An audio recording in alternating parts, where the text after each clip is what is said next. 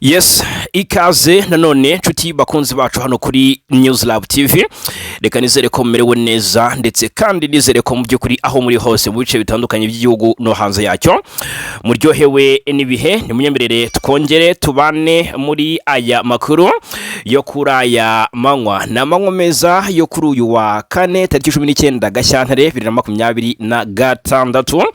Ubugambanyi bwa Leta Zunze Ubumwe za Amerika bugiye hanze. Nyemerera tubane wumva uko bigenze. Ese ku ruhande rwa Repubulika Demokarasi ya Kongo bimeze bite? Ku ruhande rw'u Rwanda byifashe bite? Leta Zunze Ubumwe za Amerika zimaze iminsi zishimirwa n'abatari bake kuba zarabashije guhuza ibihugu bibiri bimaze iminsi mu makimbirane ashingiye ku kibazo cy'umutekano mu burasirazuba bwa Repubulika Iharanira Demokarasi ya Kongo, aho umutwe wa M23 ukomeje guhanganira n'igisirikare cya Kongo FARDC n'abambari bacyo. Kongo rero ikishinja u Rwanda gutera inkunga cyangwa se gutera ingabo mu bitugu uyu mutwe ukomeje kwigarurira ibice bigiye bitandukanye by'urasirazuba bw'iki gihugu.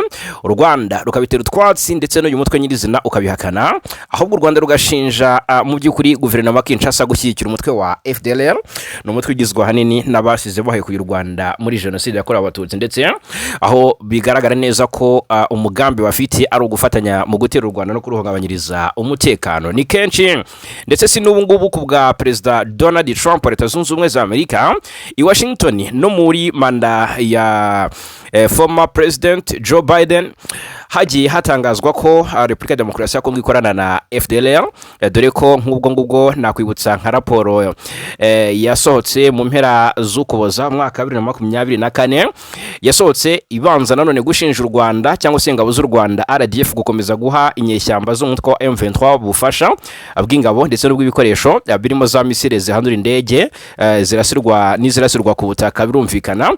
Ariko nanone ikanashinja ingabo za Repubulika Demokarasi ya Kongo gukomeza ubufatanye n'inyeshyamba z'umutwe wa FDLR. Noneho Washington ni kenshi yagiye igaragaza ko ku mikoranire ya FARDC n'uriya mutwe ugizwe n'abagize uruhare muri jenoside yakorewe abatutsi mu Rwanda, ivuga ko rwose yamaganira kure iby'ubwo bufatanye mu bihe bigiye bitandukanye.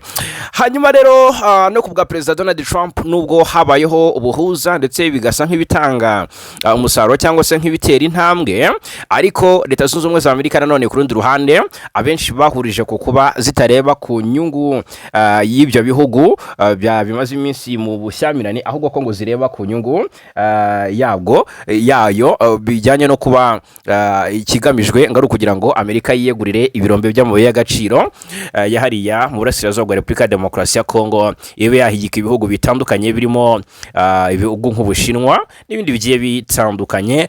Hanyuma rero hari amasezerano yasinywe hagati y'u Rwanda na Repubulika Demokarasi ya Kongo, hasinywa tariki 4 Ukuboza 2026. Habayeho byinshi nyuma yo gusinya ayo masezerano, ariko byavuzwe bikaba bitarashyirwa mu bikorwa. Ubwo na amasezerano y'amahoro, ariko harimo n'ibijyanye n'ubufatanye mu bijyanye n'ubucukuzi bw'amabuye y'agaciro. Rero Repubulika Demokarasi ya Kongo ndetse na Leta Zunze Ubumwe za Amerika bagaca ruhinga nyuma bakagira ibindi baganira. Kongo ikagaragariza Amerika uburyo yarakaye ko Amerika idakomeje kwamagana u Rwanda mu bihe bigiye bitandukanye. Ejo bundi rero hasohoka inkuru y'uko ngo u Rwanda ngo rwaba rugiye gufatirwa ibihano na Leta Zunze Ubumwe za Amerika, ndetse ko hari ngo Kongre y'abarepublike ndetse n'abademokrate ikomeje gukusanya ibimenyetso simusiga ngo bishinja u Rwanda kuba rutarigeze rwubahiriza ibikubiye mu masezerano y'agahenge. Ni byinshi bigiye bitandukanye. Aka kanya rero biravugwa noneho neza ko Amerika ya Repubulika Demokarasi ya Kongo ngo yaba yahaye Amerika ibirombe by'amabuye y'agaciro, ariko noneho muri inkuru turaje turebera hamwe ibiri kuvugwa ku kirombe cyo mu matware ya M23 cyaba cyarahawe iki gihugu cya Leta Zunze Ubumwe za Amerika. Turabirebera hamwe, hanyuma tunarebe mu by'ukuri ku bijyanye n'ibihano bivugwa ko Leta Zunze Ubumwe za Amerika ziteganya gufatira nyakubahwa Perezida Kagame, ni perezida w'igihugu cy'u Rwanda. Hanyuma byose rero tubive imuzi ni muzingo gatanu ku kandi. Nyemerera unkandira hasi handitse subscribe cyangwa sabone, hanyuma unkandire kuri kuri like tubone ko ubikunda, utanga igitekerezo, udutima muri comment kabisa, yego, udutima muri comment, hanyuma unasangiza abandi aya makuru cyangwa se usharinge abandi iyi nkuru. Ibi byose rero ndabigushimira cyane. Yes, Repubulika Iharanira Demokarasi ya Kongo yongeye ikirombe gicukurwamo koruta cya Rubaya ku rutonde rugufi rw'imitungo y'ingenzi iri guha Leta Zunze Ubumwe za Amerika mu rwego rw'ubufatanye mu by'amabuye y'agaciro bw'ibihugu byombi. Repubulika ya Demokarasi ya Kongo yongeye ikirombe gicukurwamo koruta cya Rubaya ku rutonde rugufi rw'imitungo y'ingenzi iri guha Leta Zunze Ubumwe za Amerika mu rwego rw'ubufatanye mu by'amabuye y'agaciro bw'ibihugu byombi. Iki kirombe cya Rubaya cya mbere gicukurwamo koruta nyinshi ku isi ya rurema kimaze imyaka 2 kiri mu matware, kiri mu maboko ya M23. Abenshi bavuze batese niba Rubaya ije ku rutonde rw'imitungo y'ingenzi Repubulika ya Demokarasi ya Kongo igeneye Leta Zunze Ubumwe za Amerika mu rwego rw'ubufatanye bw'ibihugu byombi, ni iki byaba bisobanuye? Ese bisobanuye ko M23 igiye guhita ishyirwaho igitutu cyo guhita irekura ibi bice? Kubera ko murabizi ko M23 yarekuye agace ka Walikare, centre Walikare, kugira ngo ibiganiro bya Washington bya Doha bikomeze. Icyo gihe bikavuga ko byari ku busabe bwa Leta Zunze Ubumwe za Amerika. Ese na Rubaya byagenda gutyo? Abenshi bari kwibaza ibi bintu, abera kikora batonsa. Noneho reka turebere hamwe aho byavugiwe noneho nyirizina.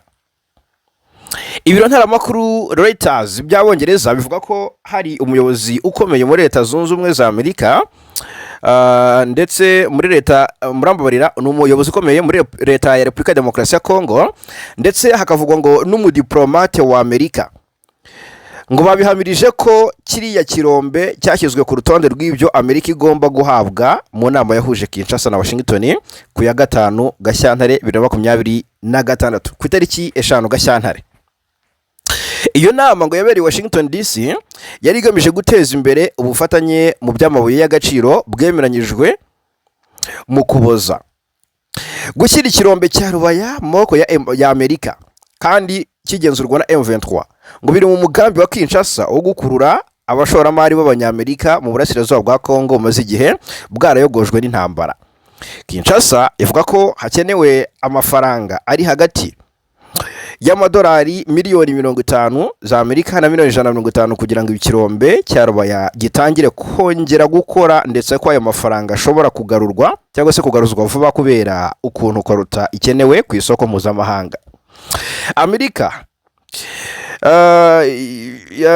yahawe cyangwa se yabungirijwe kiriya kirombe mu gihe yifuza guhabwa amoko atandukanye y'amabuye y'agaciro mu rwego rwo guhanganira n'Ubushinwa isoko rya Afurika no kugira ubuhunikiro bwayo buhagije.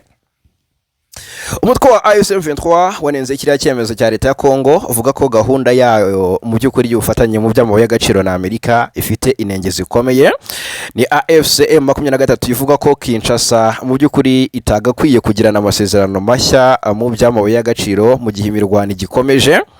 Uyu mutwe kandi nk'uko umwe mu bayobozi bawo yabibwiye kiriya gitangazamakuru, uvuga ko intego zawo atari amabuye y'agaciro, ko ahubwo ushyize imbere kubohora abaturage. Yunzemo ko kuba Kinshasa iri guha Washington Rubaya nk'ikirombe cy'ingenzi kandi itayigenzura, ngo bigamije gukurura Amerika ngo ifashe Leta ya Kongo kuyisubirana ku ngufu za gisirikare.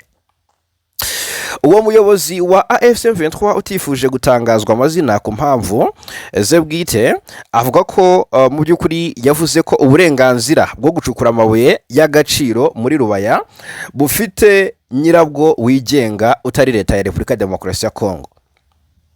Iki kirombe cya Rubaya gisanzwe gicukurwamo 15% bya koruta icukurwa hirya no hino ku isi. Ndagira ngo mubyumve neza, ariko kandi muri iki kirombe hamaze iminsi havugwa inkuru zitari nziza. Abaturage batagira ingano bamaze iminsi bagwiriwe n'inkangu cyangwa se ubwo bari mu bikorwa by'ubucukuzi bw'amabuye y'agaciro. Iki kirombe cyaje kubagwira, abarenga 200 basize ubuzima mu mpera za Mutarama uyu mwaka wa 2026. hanyuma hari amakuru amaze iminsi avugwa yuko perezida Kagame ashobora kuba yahabwa ibihano na leta zunze ubumwe za Amerika. Ese byaba biturutse kuki? Iki rero ni kimwe mu bintu bikomeye cyane bigezweho, cyangwa se nimwe mu nkuru ziri kugarukwaho cyane imbere ku mapaje aremereye y'ibinyamakuru bigiye bikomakomeye.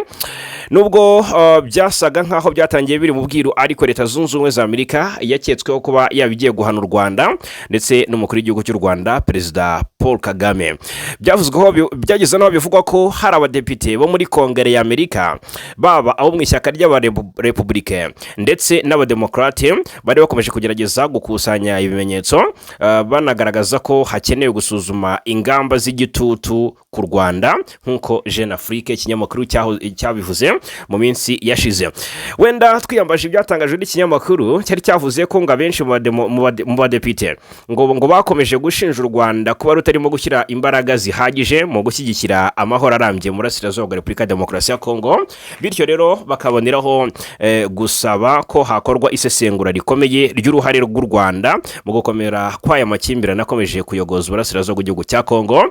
Bikavuga ko kandi Kongo habaye ibiganiro ndetse byabaye mu buryo bukomeye bijyanye n'ibihano bigenewe abantu ku giti cyabo, ngo byashoboraga kwibasira abayobozi b'u Rwanda batarimo na perezida Kagame gusa, ndetse bikibasira abayobozi b'u Rwanda, hakabaho kugabanyirizwa inkunga ku Rwanda, ubwo inkunga u Rwanda ruhabwa zikaba zagabanywa, cyangwa se hakabaho gukaza amabwiriza agenga ubufatanye mu by'umutekano.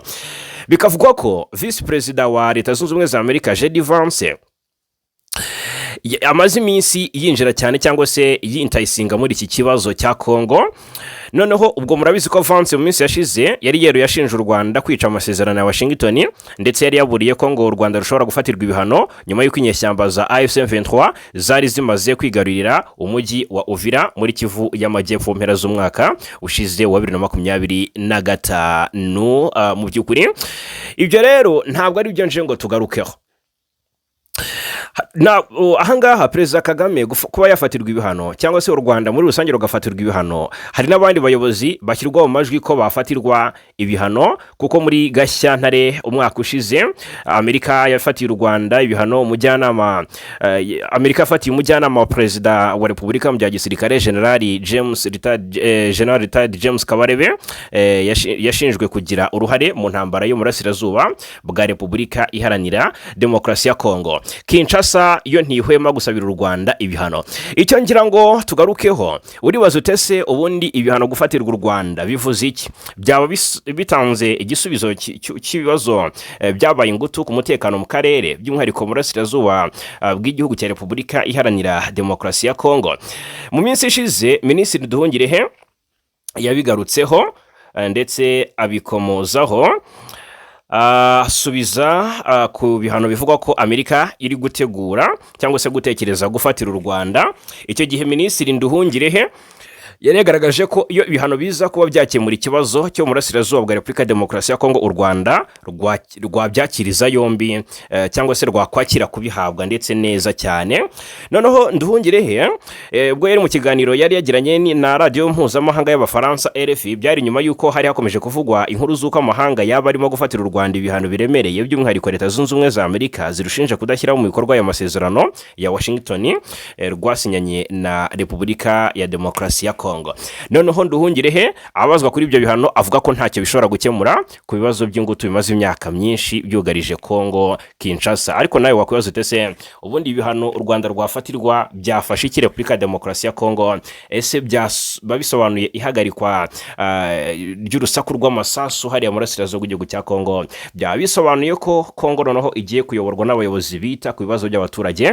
Ese byaba mu by'ukuri bisobanuye iki? Kikaba kimwe mu byo wibaza cyangwa se wakwibaza ariko igisubizo ukakibura, kuko habayeho nko kwibutsa u Rwanda mu minsi yashize, mu myaka nka 15 ishize, rwigeze gufatirwa ibihano icyo gihe u Rwanda rufatirwa ibihano ndetse ruhanwa ruzira umutwe wa M23 ariko murabizi ko uyu mutwe nyuma y'imyaka 15 nyine rwaje kukubura imirwano cyangwa se ubura umutwe muri 2012 nibwo ndetse na 2013 habaye gufatira u Rwanda ibihano murabizi ko ntibyigize bikemura ikibazo cya Kongo na M23 ahubwo intambara yubuye nyuma y'imyaka nk'8 mu kwakira 2021 ibi byose rero nibyo minisitiri Nduhungirehe yagiye yibutsa amahanga yakomeje kugenda asabira u Rwanda ibihano ko ari byo byakemura ikibazo murasirazuba bwa Repubulika Iharanira Demokarasi ya Kongo. Ntabwo ndinjira mu nkuru nyirizina y'aka kanya ubwo ariko mu gufatira u Rwanda ibihano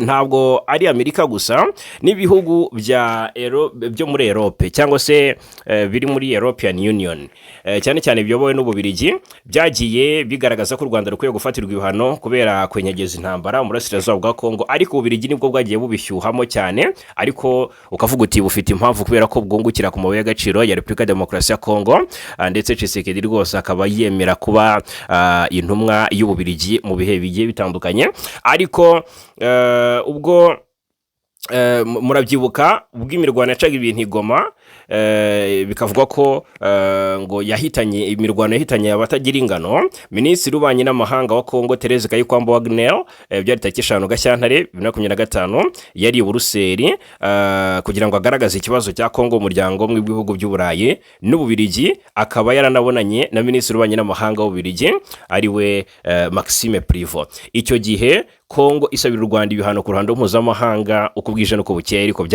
byaje kurangira Ububiligi bwemereye Kongo ko gufatira u Rwanda ibihano muri European Union biri kwanga cyangwa se biri kuzamba. Muri icyo gihe perezida wa komisiyo ya EU Antonio Costa yari yahamagaye kuri telefone perezida Kongo perezida Tshisekedi ndetse na perezida Paul Kagame w'u Rwanda baganira kuri iki kibazo nyine cy'ubushyamirane hagati y'ibihugu byombi.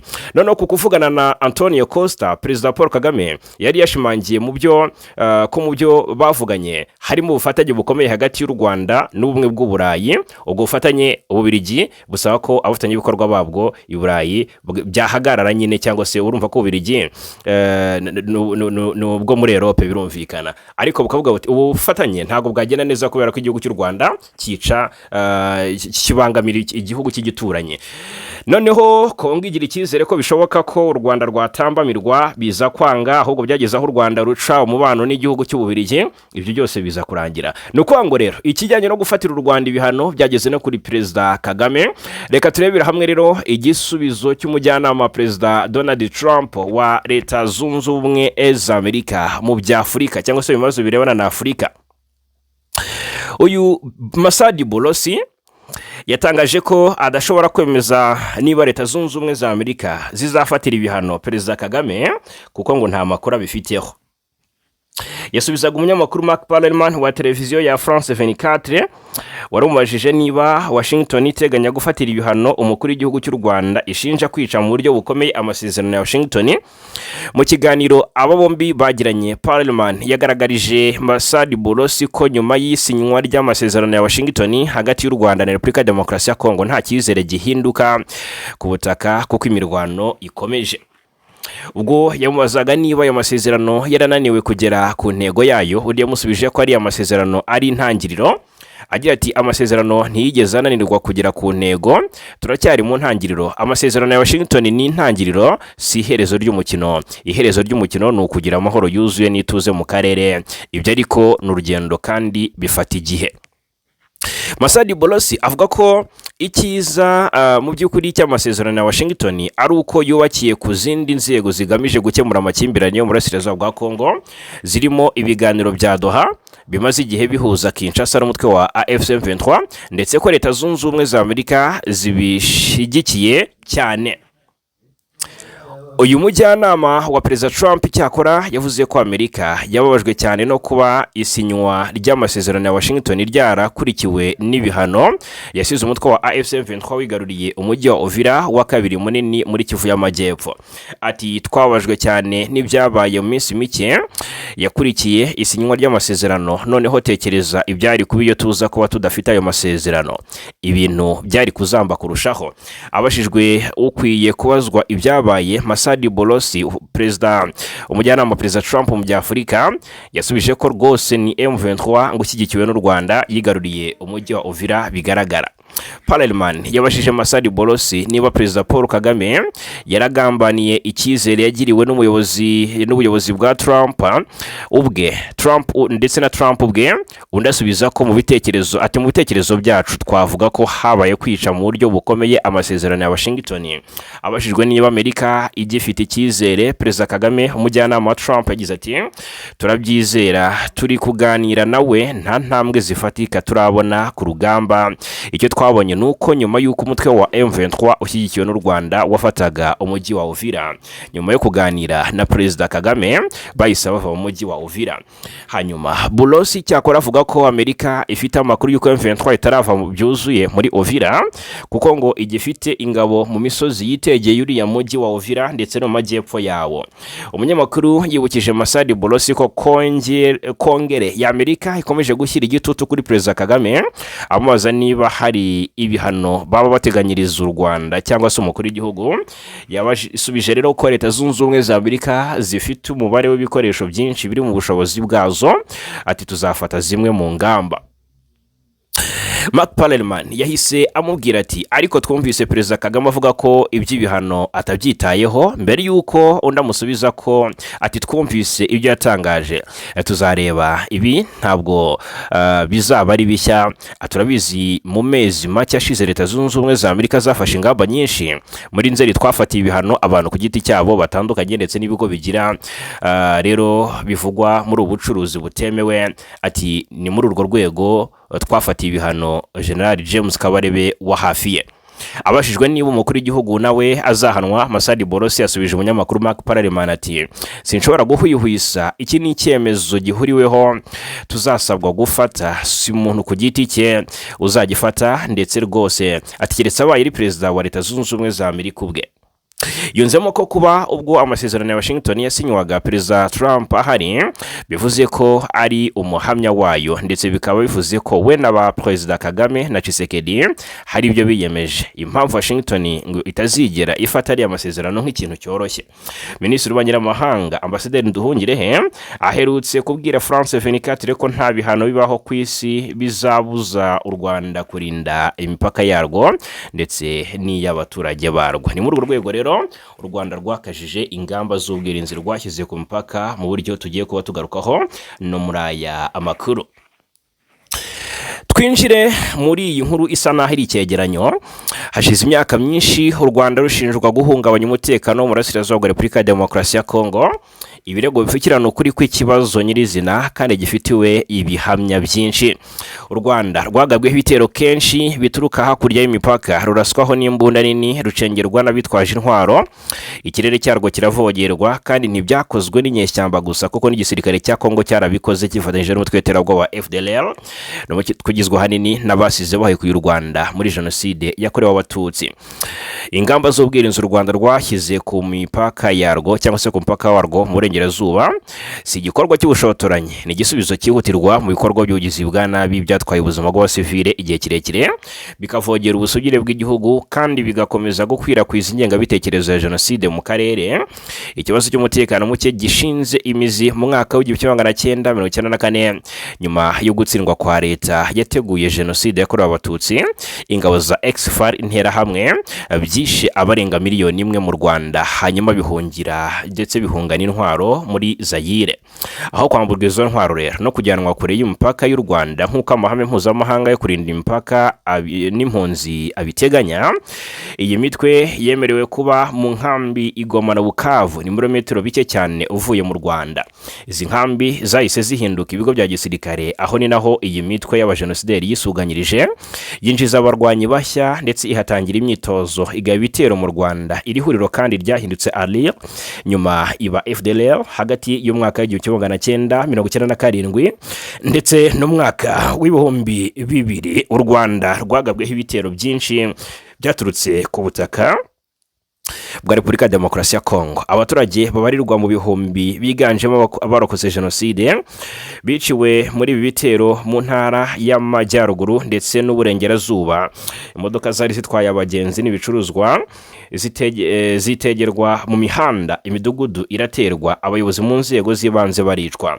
Ubugizi bwa nabi ntibwakorewe abanyarwanda gusa. Muri Kanama n'Ukuboza mwaka w'1997 abarwanyi ba FDLR yagabye cyangwa se bagabye igitero mu nkambi y'impunzi ya Mudende mu Burengerazuba bw'u Rwanda, bica impunzi z'abanyekongo b'abatutsi zirenga 360. Ubugome bwabaye mu gihe umuryango mpuzamahanga wari uzi neza ko mu Burasirazuba bwa Kongo hari ibigo bya gisirikare biteje ikibazo ku mutekano w'u Rwanda, kandi hakaba hari hatanzwe umuburo kenshi. Nubwo hari raporo nyinshi z'umuryango w'abibumbye zerekana ibikorwa bya FDLR, uyu mutwe ntiwigeze usenywa. Abayobozi bo muri Repubulika ya Demokarasi ya Kongo bakunze gukerensa uburemere bw'ingengabitekerezo yayo ya jenoside, bavuga ko igizwe n'urubyiruko cyangwa se abantu bashaje batagize icyo batwaye. Ibi rero ni ibinyoma, kuko uyu mutwe uracyafite imbaraga kandi ukomeje ibitero n'amagingaya. Igiteye impungenge kurushaho n'uruhare ingabo za Kongo zigira mu bikorwa by'ubushotoranyi byambukiranya imipaka. Mu Kwakira mwaka w'1996 ingabo za Zaire zarashe icyangugu majyepfo y'Uburengerazuba ndetse ahari majyepfo y'Uburengerazuba bw'u Rwanda, zica kandi zikomeretsa abasivile. Mu mwaka wa 2012 zarashe ibisasu bya Morutsiye, roketi ndetse n'iby'ibifaru mu karere ka Rubavu.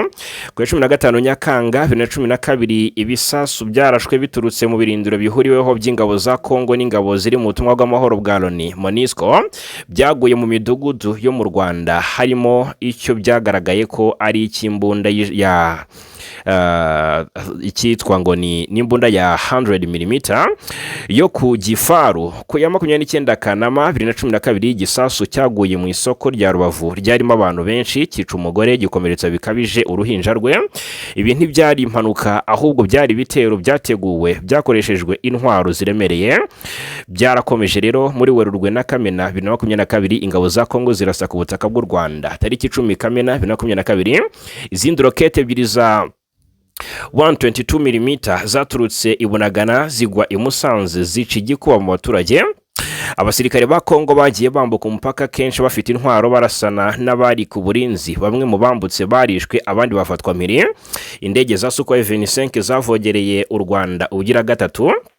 Mu Gushyingo, mu Kuboza 2022 ndetse no muri Matarama 2023 indege z'intambara za Kongo zo mu bwoko bwa Sukhoi 25 nibwo zavogereye ikirere cy'u Rwanda ku kiyaga cya Kivu ndetse no ku mujyi wa Rubavu. Zari mu myitozo y'urugamba, ntibyari ukuyoba. Uretse kuvogera u Rwanda, imitwe y'iterabwoba y'abanyarwanda ikorera mu Burasirazuba bwa Kongo nka CNRD, FLN, Rudurunana na FDLR yakomeje kugaba ibitero ku basivile. Mu Gushyingo 2012 abarwanyi ba FDLR bari bambaye impuzankano ya Repubulika ya Demokarasi ya Kongo bateye umudugudu wa Muti mu karere ka Rubavu. Mu Kuboza 2012 bishe umukozi w'ikigo cy'ubushakashatsi cya Karisoke, ni hafi ya parike y'igihugu y'Ibirunga.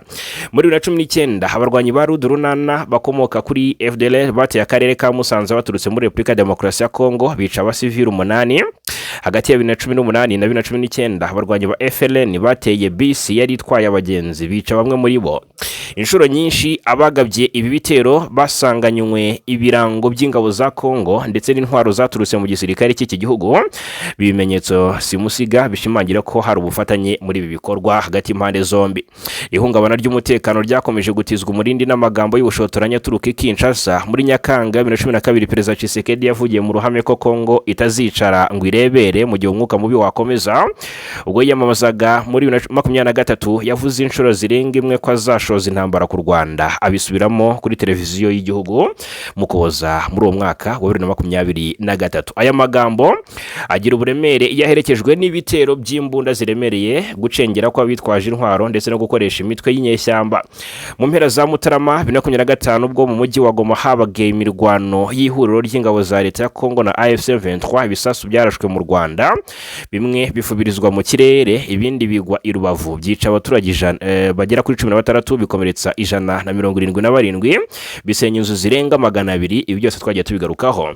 Igisubizo cy'u Rwanda rero cyabaye cyo kwifata ndetse no kwirinda, gushyira ingabo ku mipaka bifite intego yo gukumira ibindi bitero, kurinda abasivile no gukumira imitwe yitwaje intwaro kugira ngo itinjira ku butaka bwarwo. Ibisi ubushotoranyi no gushoza cyangwa se no gusohoza inshingano yo kurinda ubusugire bw'igihugu. U Rwanda ruzi ingaruka zikomeye kwirengagiza ibibazo bigaragara bigira. Mu mwaka w'1994 imiburo yatewe utwatsi, ibimenyetso birakerenswa, hakurikiraho ingaruka z'amahano. Uyu munsi rero iki gihugu cyanze kongera gukora ikosa nk'iryabaye mu myaka 32 ishize. Ikibazo rero ahangaha si impamvu u Rwanda rurinda imipaka yarwo, ikibazo nyacyo ni impamvu imitwe y'abajenosideri ikomeza gukorera mu burasirazuba bwa Kongo igahabwa byose nkenerwa. Impamvu leta ya Kongo mu by'ukuri cyangwa se leta nzima nk'iya Repubulika ya Demokarasi ya Kongo ikomeza kwemera ko imitwe yitwaje intwari ikoresha ubutaka bwayo mu guhungabanya ubutaka bw'umuturanyi, kugeza igihe ibibazo bikemuwe mu bunyangamugayo cyangwa se ndetse no kubahiriza inshingano. Ingamba z'ubwirinzi u Rwanda rwashyizeho ntizizavaho cyangwa se ntizizakomeza kugira inshingano gusa, ahubwo zizakomeza kuba ntayegayezwa.